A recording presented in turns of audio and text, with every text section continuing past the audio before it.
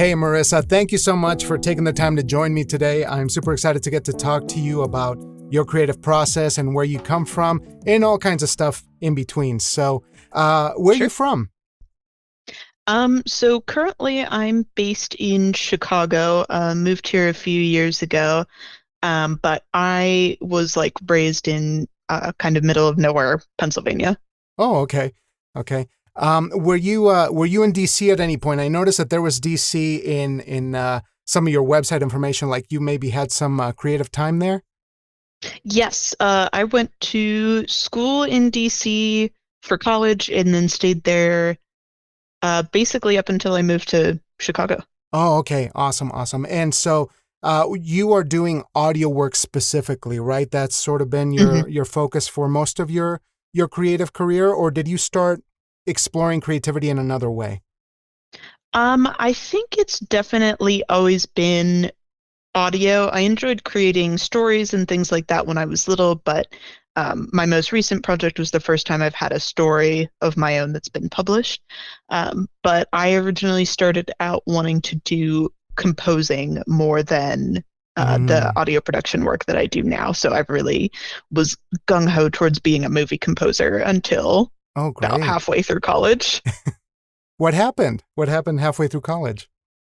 Honestly, nothing bad. It wasn't like I, kind of fell out of love with composing or anything, but I had kind of done a double major where I was doing a music major and also an audio production degree. And I think Mm. just around that point was where we were really starting to have hands-on experience. My school had a recording studio, so getting in there, being able to record some different musical artists and also having the chance to record some narration for documentaries, I kind of realized that being kind of behind the booth doing the technical stuff was more of what I was interested in instead of composing.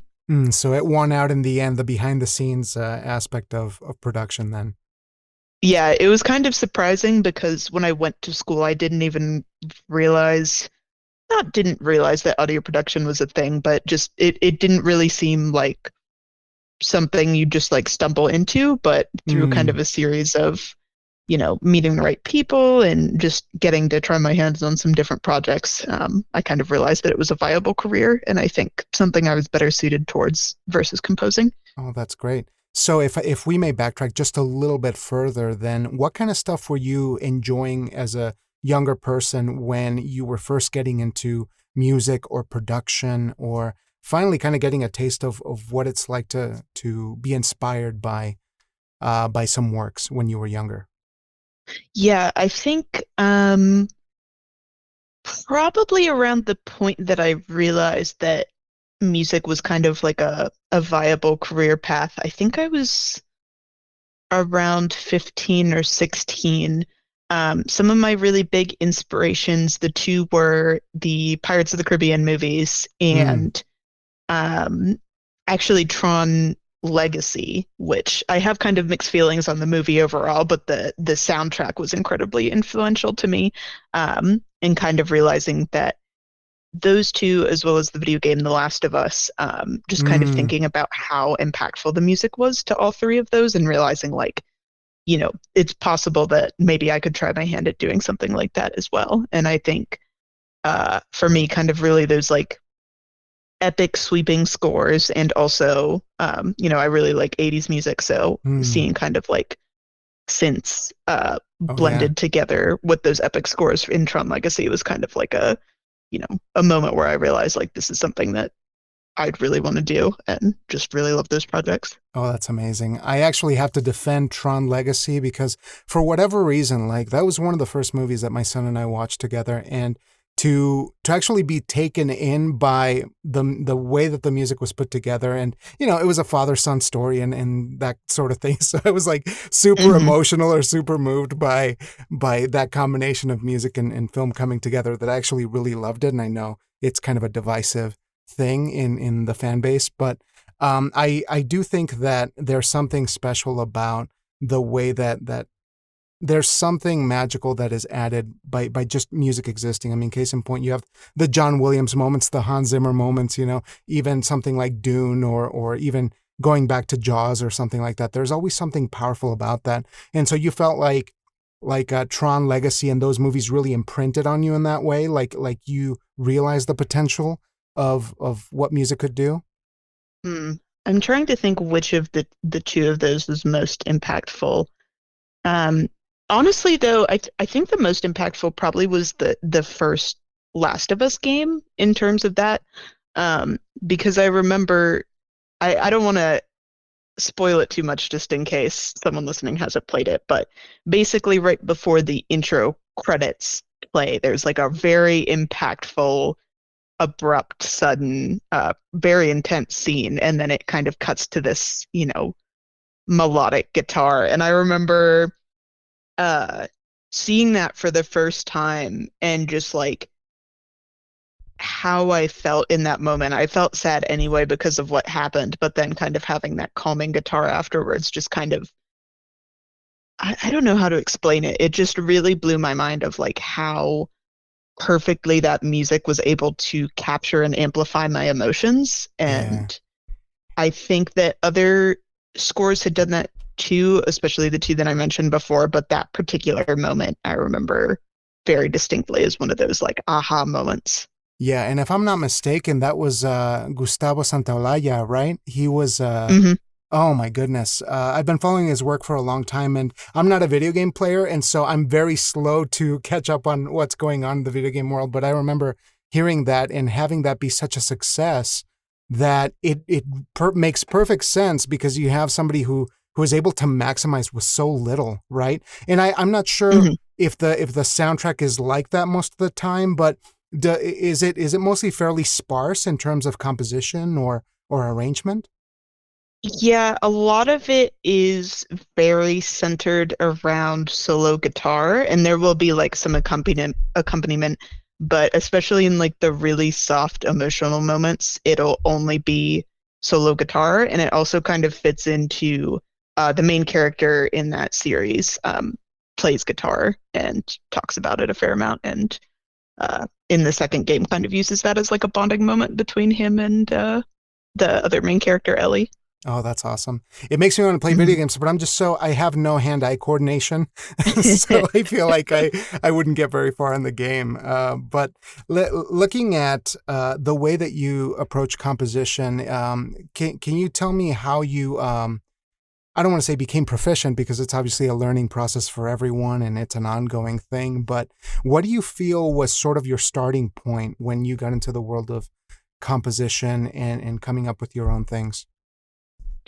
Yeah, I think honestly, I do think that, my theory classes and the classes that I took in school definitely helped me develop sort of my language and being able to describe my process and kind of, knowing the words to think it through. But I think most of my process came from, I guess, initially trying to practice imitating some of the composers or bands that I really liked, just Mm, for practice, and then slowly starting to realize what my own style was, especially, you know, kind of going through music school.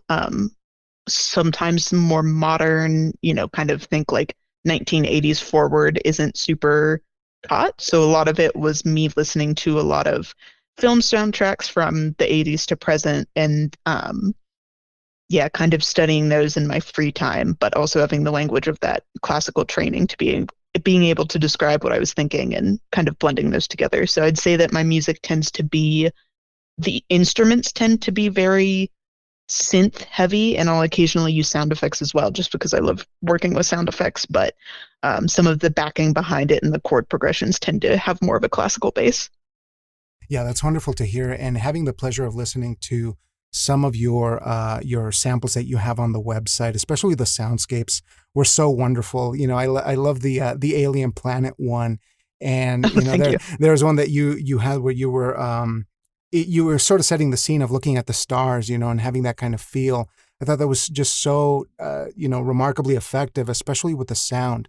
So could you talk to me a little bit about how those two things converge, those two disciplines, because it strikes me that you have a very strong sense of both of those things, but bringing them together might be a special kind of soup that happens. So, could you share a little bit about what that's like? Yeah, I'll be completely honest. I think that a lot of the process that I stumbled across was just trying to smash things that I really enjoyed together. Mm. And, if I could show you, my old hard drives from college, they're just full of like test session one and test session two and like, just full of all sorts of, pretty mediocre sessions. But I think at that point, I think I was really struggling to decide whether I wanted to go down the path of either, sound design, audio production, or still stick with music composition. And it felt like there wasn't really a reason for me to not pursue both. So I think it definitely took a lot of effort to get to that point where I could, blend those two things together.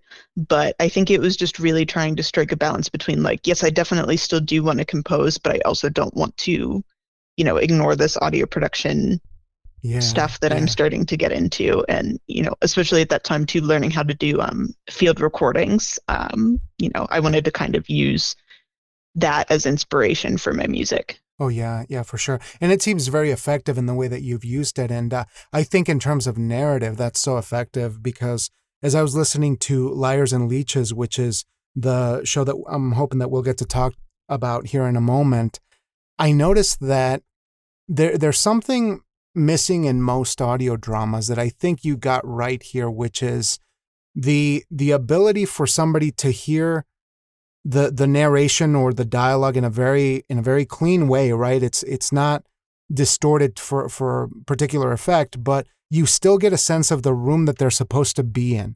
And I think that's such Mhm. a very interesting bit of technical know-how that most don't really have a chance to look at, because I was listening to the first episode and we could tell when they were in like I think the grocery store, right? Mhm. And the protagonist is talking to the cashier, and then you move them over to their home, and there's a completely different room tone.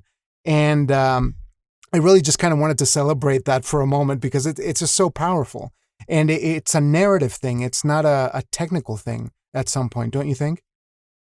Yeah, I definitely think so. And I'll try to not get, too far ahead of the questions, but Yeah. both I and the sound designer that series, her name is Melissa Pons, both of us come from a technical audio background.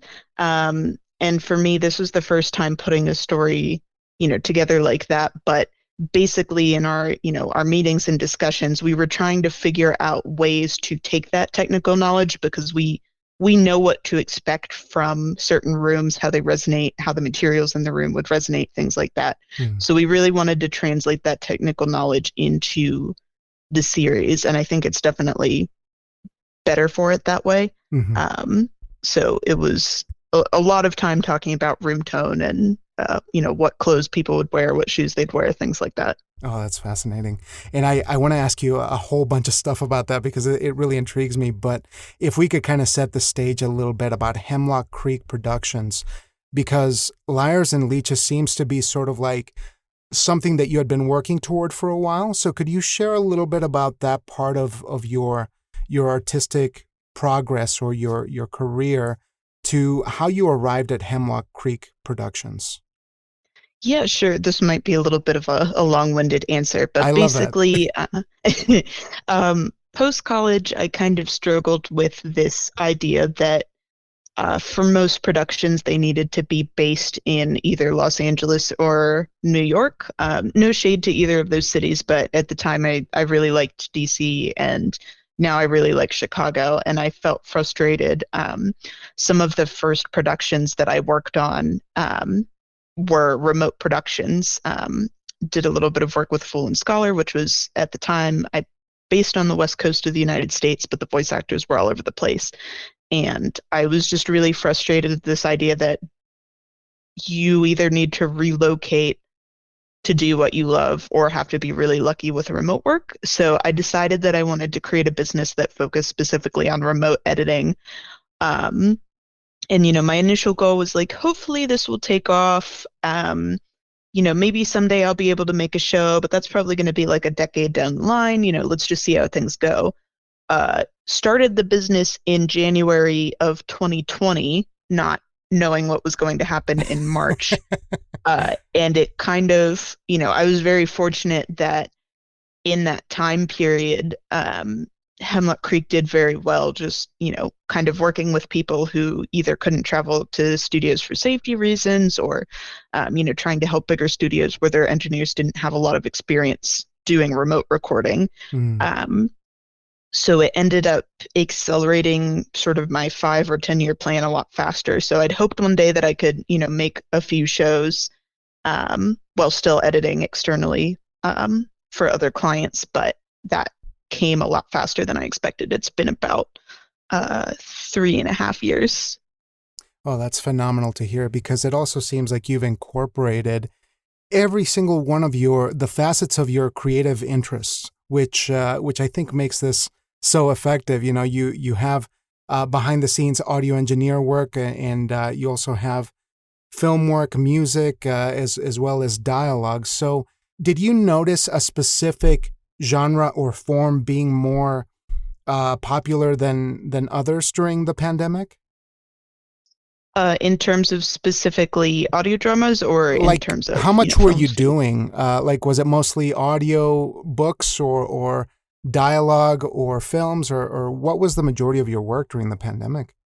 Definitely in the beginning, it was mostly audio only. So it was, some podcasts.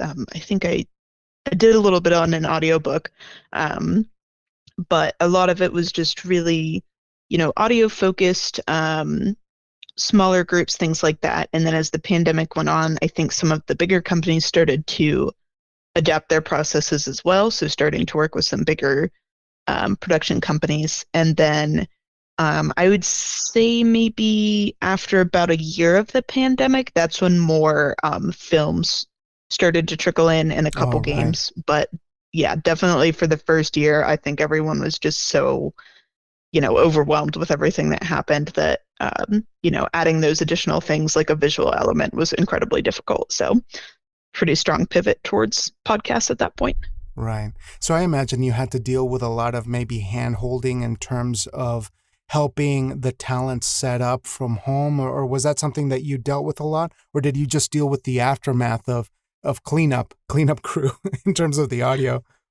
That's a good question. I think it really depended on the production because there were a few people that were like, we're really out of our league trying to do this right now. Like, we want to bring you in to kind of consult and help us set up the actors, things like that. And then there were also a few that either they just kind of went ahead and recorded on their own and then sent me the files, or there were a few cases where it was, I guess, hybrid, where people had started recording before the pandemic and then couldn't finish. So that Mm. was definitely the trickiest situations of just trying to like match those recordings to pre-pandemic uh, recording standards, I guess. Oh, wow. I can't Um, imagine that. Yeah. yeah, a little tricky, but we made it through. So you come out on the other side. I mean, not that we're done with the pandemic or anything. It's just kind of an ongoing mess here. But it seems like, as you said, business is adjusting to this kind of work. And right now, what is your primary project? Is it Liars and Leeches, or is it sort of going alongside other things that you're working on? So I guess there's kind of three big ones right now in terms of my personal work. Liars and Leeches is definitely the biggest one. This was my first time doing a lot of things, kind of creating the story, directing things like that. So definitely moving forward with season two, but trying to take a long chunk of time to really assess, what went well, which was, I was very pleasantly surprised with how well everything went, but, things that can improve, things like that. So that's the one thing. Also working on, some projects for external clients, a couple weekly shows, a couple bigger projects, mostly in the audio only space. And then I'm also currently not freelancing, contracting at Naughty Dog, working on their games as well. Oh, wow. So that's a completely different facet that you're dealing with as well. So, in terms Yeah. of video games, though, what do you think is the biggest challenge of getting it right? Or say if there was something that you felt that you had to learn very quickly in terms of dealing with video games and working in that creative space. What is it that you felt that you've had to overcome to be effective in that? I think it's just a very different way of thinking about creating and editing, because with films and podcasts, it's going to sound the same, every time you listen through it. Nothing's going to change, nothing's going to be in a different spot. But with video games specifically, especially outside of cutscenes, you really need to assess things in sort of a changing way, because every person that plays a video game is going to play it in a slightly different way, so things like timing and volume will be slightly different depending on when certain lines fire off. And I work mostly just doing dialogue for games at this point, but it's just something that I think took me a while to wrap my head around, of like, this might sound perfect this time through, but when I retest it and play a slightly different way, is it still going to sound good? Yeah, that's the baffling thing, because there could just be so many permutations to the actual presentation that you're like, I can only control this little piece. Is like, how is it gonna fit into the larger scope of the experience? I mean, I can't imagine that. But do you have a moment that you remember when you were dealing with dialogue that you had a breakthrough? If you're able to share, like, maybe an anecdote from those times when you had those. I'm trying to think of what I can say Yeah, on a yeah, recorded podcast. right. Or if you want to open it up to another experience, if we could go back to something where I know that sometimes eureka moments aren't as common as we'd like to think, but I know that they happen, and I'm curious if you've ever had something like that where it allowed you to do a 180 on the creative process. I would say my eureka moment in dialogue, it's probably going to sound so nerdy, because dialogue is kind of considered to be like, a lot of people think of it as very um, technical, very by the book, not a lot of room for interpretation. But I think something that I did recently was learning how to edit very small dialogue efforts. So that's things like breathing, sighs, whispers, things like that. And um, most of my experience in podcasting before had been kind of a very similar level of speaking, not a whole lot of those smaller moments that you might see in a video game. But I Hmm. think working on those and realizing how much nuance there is to how humans communicate, even with those, sort of non-dialogue things like sighs and, you know, how you breathe, I think that really helped influence me in my podcasting work, because I think a lot of podcasts don't necessarily tap into those minute levels of detail. So I think recognizing that, this is very important to this video game, but I can also put it into Liars and Leeches, I think that actually helped that particular project along a lot, of just thinking and directing, how can I direct these breaths or these sighs Yeah. in a way that can really bring out additional emotion, that I think if I had tried to direct Liars and Leeches before working on those video games, it wouldn't have sounded as detailed as it ended up being. Oh yeah, I can only imagine. I mean, the greatest thing that I noticed about episode one as I'm listening to Liars and Leeches, which I can't wait to get to the end of the season. Hopefully, I have a little bit of time. Just don't release anything new yet because I'm a slow listener.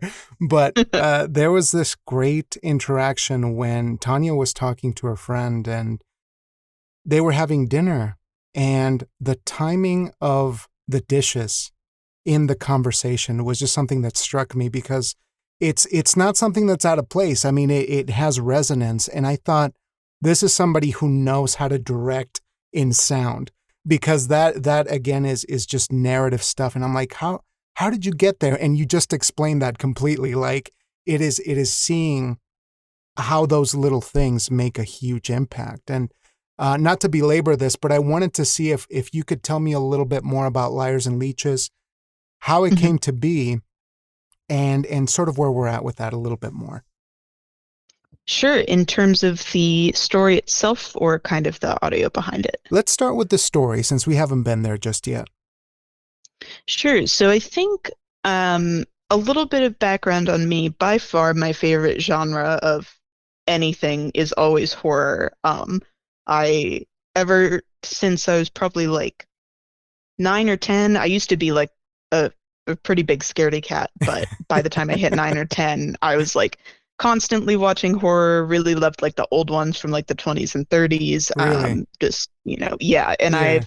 uh, you know, I think there's something really interesting in horror about how it takes, especially supernatural horror, takes real life fears and exaggerates them in a way that Mm. you can potentially fight or win against them in a way that you might not be able to in real life. For Mhm. example, if have you seen Nope? I started it and I haven't finished it yet, but I can't wait to finish it because it is brutal from the onset.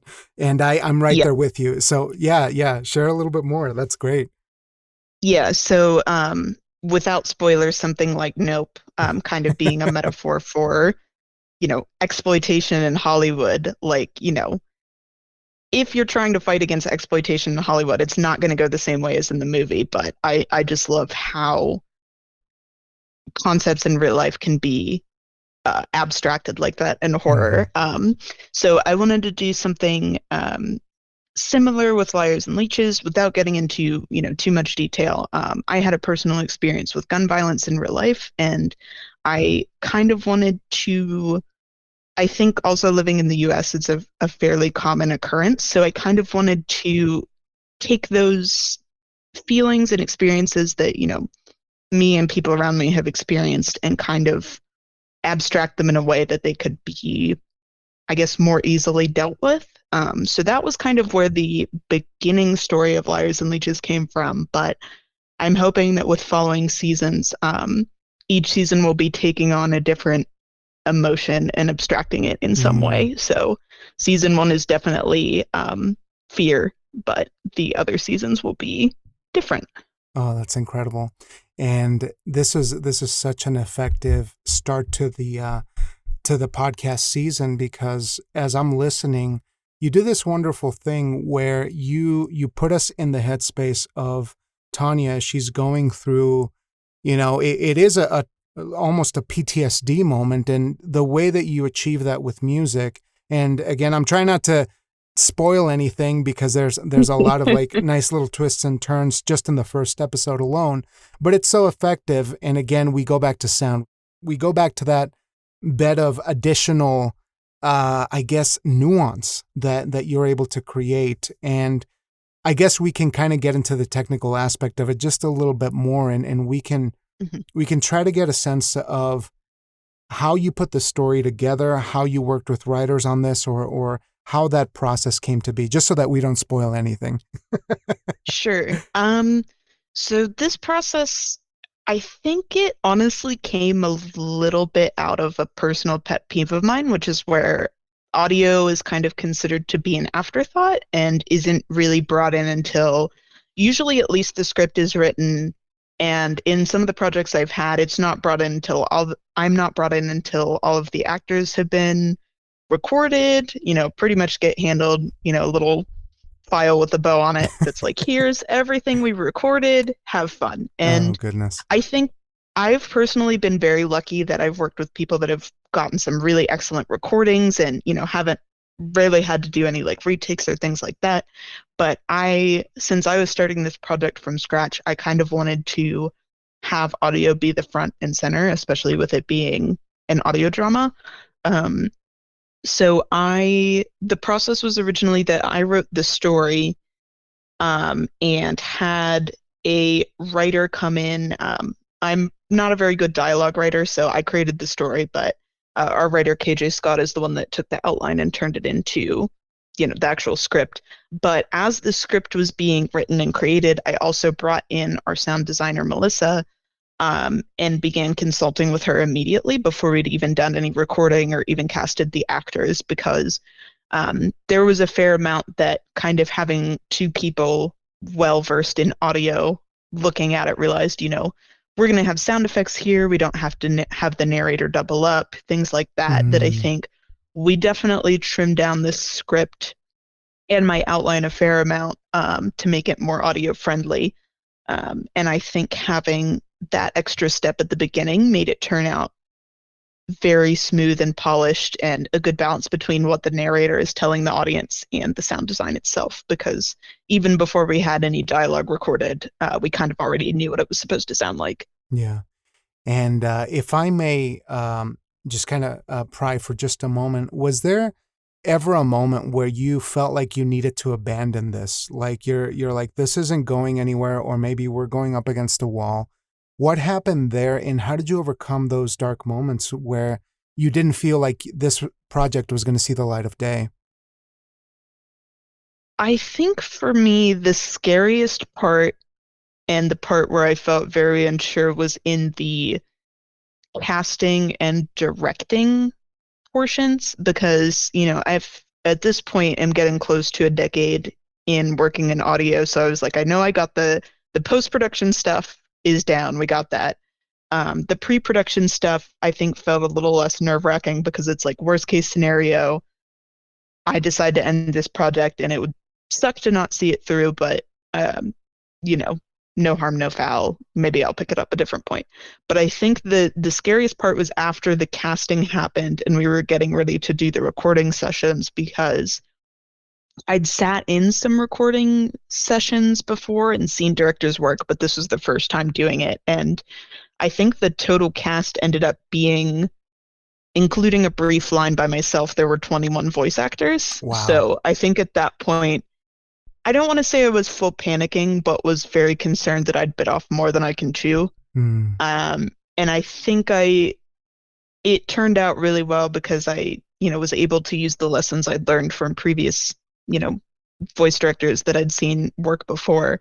But I also just happened to be very, very lucky with who I casted and their experience levels. So I think we were able to complement each other pretty well. And um, once we, got all the recordings and were ready for post production, it was pretty much smooth sailing. But that directing part was pretty nerve wracking.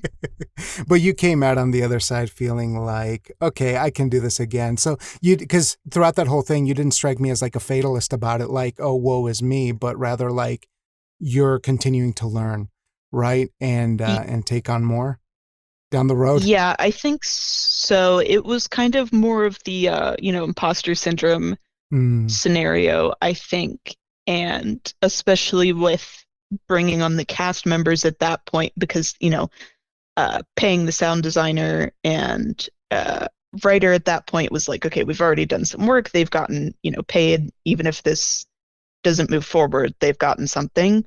But especially with the cast, I really didn't want to either do a poor job directing and have that reflect on their acting skills because of something that I did, or um, decide not to move forward with the project, in which point 20 people are, you know, may have denied other work because they wanted to work on this. So I think it was just kind of a lot of pressure at that point. But then once I kind of actually got into the swing of things of directing, it got a lot better. and I can imagine that it's great validation to see that this is an award-winning show already. I mean, as you mentioned, this won Best Audio Drama at Edit Play in the Swedish International Film Festival, and just recently an official selection for New Jersey Web Fest. Is that right? Yeah, that's right. I was pretty surprised that, we were able to go that far that quickly. It definitely made me feel reassured about what we created. But even then, even if we hadn't won any awards, like I was just so incredibly proud of what we created that it was kind of like an added bonus instead of like, oh, thank goodness we got, picked. Uh-huh. Right, right. And I have to ask you, as you mentioned in your bio, as a Black and queer owner of this audio production company, do you feel like there is a personal threshold that you're crossing as you are taking this production company on your shoulders and bringing these projects to life and bringing visibility to your community in that way? I think yes and no, because I think when I first started out working in audio, and kind of the reason that I wanted to start my company is I was not seeing a lot of queer people or Black people in this space. So I kind of wanted to increase visibility there and did, some advocacy, some teaching, things like that. But I think what I've come to realize is that there are a lot of us out there. It's just a matter of working with each other and lifting each other up. So I'm really grateful to have been able to find other people through the course of my projects. But I think advocacy is something pretty near and dear to my heart. So I try to do a lot of teaching. Have also done some, I don't know what you'd call them, I guess science fairs or camps or things like that, where especially, teenagers that are kind of at that point where they're considering going into careers and just kind of Mm. letting them know, like, hey, there are, queer people and Black people in this industry too, and like it's for you. And I've often been told by people like, oh, we're the first, non-male person that we've seen like doing audio, and people act surprised. So I would like it to not be that way anymore, but I'm gonna try as long as I can to increase visibility. Yeah, and I think that you're doing a phenomenal job at that. It's just incredibly inspiring to see because the work is of the highest caliber, and it's really exciting to know that you're out there doing your thing. So I do have a couple more questions to be mindful of your time here, but this has been such a blast, and I'm really looking forward to not only listening to some more of your original compositions, but to continue the podcast because it's actually really intriguing and it's right up my alley. But looking forward to perhaps we can't really talk much about season 2, but maybe we can look in maybe some things that you're trying to improve on for your craft. What are some things that you've noticed, in the last 10 years that you feel like I wish I were better at this, or I wish I could improve on this? Have you zeroed in on some things that you'd like to work on moving forward that you think are like your next frontier? I think in terms of the audio, um, that's kind of hard to zero in on because I feel like I have pretty solid, uh, kind of base level skills, but Mm. audio just changes so quickly, especially with, different softwares and things like that. It moves pretty fast. So I think I definitely always want to keep improving my audio skills and just trying to work on as many different projects as I can because I feel like I learned so much from every single one.